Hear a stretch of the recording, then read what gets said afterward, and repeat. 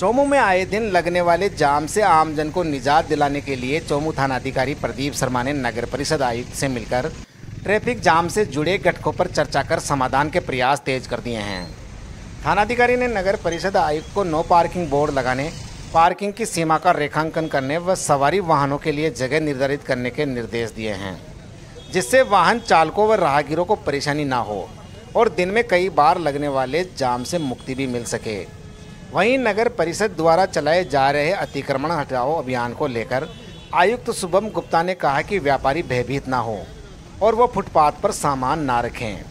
इस अवसर पर दोनों अधिकारी सुभाष सर्किल पर मौके पर पहुंच करके चर्चा की। भ्रमित किया जा रहा है कि वो अतिक्रमण करते हैं। मुख्य रूप से जो अतिक्रमण की समस्या है वो अवैध पार्किंग को लेकर के है। बहुत से जगह पर पार्किंग नहीं है, वहाँ गाड़ियाँ बेतरकीब से खड़ी हो जाती है। एम्बुलेंस में लोग आकर के यहाँ तक कि मरीज भी फंस जाते हैं। इसलिए हमने एसएचओ साहब से भी निवेदन किया है कि जहाँ तक हो वहाँ तक अवैध अतिक्रमण के साथ साथ जो अवैध रूप से पार्किंग हो रही है जिससे गाड़ियाँ आ जा ही नहीं सकती, उससे अतिक्रमण दिखता है, तो उसको लेकर के हमने इनको बात की थी और जल्दी इन्होंने एक्शन लेते हुए जो मध्य में डिवाइडर से मध्य को लेकर के 7.5 मीटर लेकर के एक लाइनिंग खींचने का काम किया जा रहा है, जिससे अवैध पार्किंग को अंकुश किया जा सके और अतिक्रमण से मुक्ति मिल सके। एक व्यापारियों में ये टिन शेड को लगा लेकर के काफी बहम मचा हुआ है। कोई टिन शेड खोल रहा है, कोई क्या कर रहा है, तो इसके लिए कोई गाइडलाइन इन्होंने दी है? व्यापारियों से एक मौखिक वार्तालाप हमारे अधिशासी आयुक्त महोदय से हुई थी। और उन्होंने कहा था कि जहाँ तक नाले हैं वहाँ तक कोई तकलीफ नहीं है। उन्होंने ये मौखिक आदेश हमारे को दिया था।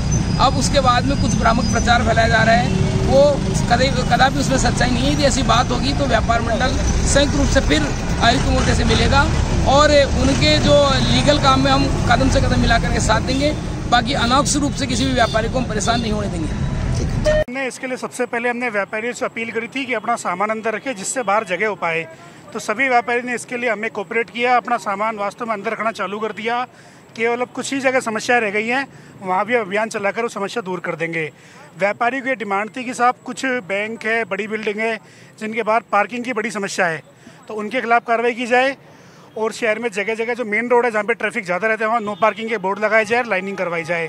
तो लाइनिंग का काम आज हमने चालू करवा दिया है और नो पार्किंग जो जोन है उसमें 10 बोर्ड हम आज या कल में लगवा देंगे। और उसके अलावा पुलिस थाना द्वारा अलग से जवान भी लगाए जा रहे हैं। जो लोग पार्किंग से बाहर अपनी गाड़ी खड़ी करेंगे उनका जुर्माना किया जाएगा, जिससे शहर की अच्छी यातायात व्यवस्था डेवलप हो पाएगी। आपने जो अतिक्रमण हटाए हैं इसको लिए गाइडलाइन जारी की है कि व्यापारियों के पास क्लियर गाइडलाइन अभी तक है नहीं? देखिए, क्लियर गाइडलाइन यही है कि व्यापारी अपने फुटपाथ पर सामान रखना वो होगा। देखो, सामान्य नियम में फुटपाथ पर सामान रखना अलाउ नहीं होता है, क्योंकि फुटपाथ राहगीर के चलने के लिए होता है। फिर भी अगर किसी के वहाँ इस तरह का फुटपाथ है जहाँ पर चलने की सुविधा नहीं है तो व्यापारी अपना सामान रखे तो हमें उस पर आपत्ति नहीं है, पर यथासंभव उसको अपने दुकान के आगे पार्किंग के लिए जगह छोड़नी चाहिए कि उसकी दुकान में कोई ग्राहक है तो गाड़ी खड़ी कर सके और उससे कोई बाधा उत्पन्न नहीं हो। अपनी जो चद्दर का साइज़ भी 2 या 3 फीट इस तरह रखे कि बाजार में किसी जाने वाली गाड़ी को उससे बाधा उत्पन्न नहीं हो। इसके अलावा कोई भी व्यापारी से मेरी अपील है, कोई भी डरे नहीं, भयभीत नहीं हो। ये कार्रवाई जो जरूरी है, जो लोग अतिक्रमी उनके खिलाफ कार्रवाई होना जरूरी है। कुछ लोगों को आज नोटिस भी दिया गया है जिन्होंने टिन शेड लगाया। जिन लोगों की लिमिट से बाहर टिन शेड आ रहे हैं, बाजार बीच में गाड़ी जाने में अवरोध उत्पन्न हो रहा है, उन्हीं को हमने टिन शेड दिए हैं। फिर भी अगर किसी को लगता है कि उसका अगर नोटिस उसका गलत इशू हो गया है तो एक बार हमें संपर्क करें, हम ड्रॉप कर देंगे। लाइनिंग आप खींच रहे हैं, कितनी क्या परिधि है इसकी, क्या है? इसके लिए डिटेल हमारे जीन साहब बताएंगे। ये हर रोड की अलग अलग होगी। वहाँ रोड पे कितनी चौड़ाई उपलब्ध है, कितना ट्रैफिक का वहाँ पे यातायात का वो लोड रहता है, उसके हिसाब से तय करेंगे। ये चालान की प्रक्रिया पुलिस द्वारा होगी या नगर पालिका? ये चालान करी पुलिस द्वारा की जाएगी। में 2 चीज़ें फेस करनी पड़ी थी। एक तो ट्रैफिक जो सेंस है इसकी कमी है थोड़े चोमू में। इसके लिए विशेष रूप से प्रत्येक नागरिक को अपनी जिम्मेदारी समझते हुए जितने भी यातायात के नियम हैं उनकी पालना करनी चाहिए, वो कर नहीं पा रहे हैं। उसके लिए हम फिर थोड़ा सा स्ट्रिक्ट होंगे, हम कानूनी कार्रवाई करेंगे, चालान वगैरह करेंगे।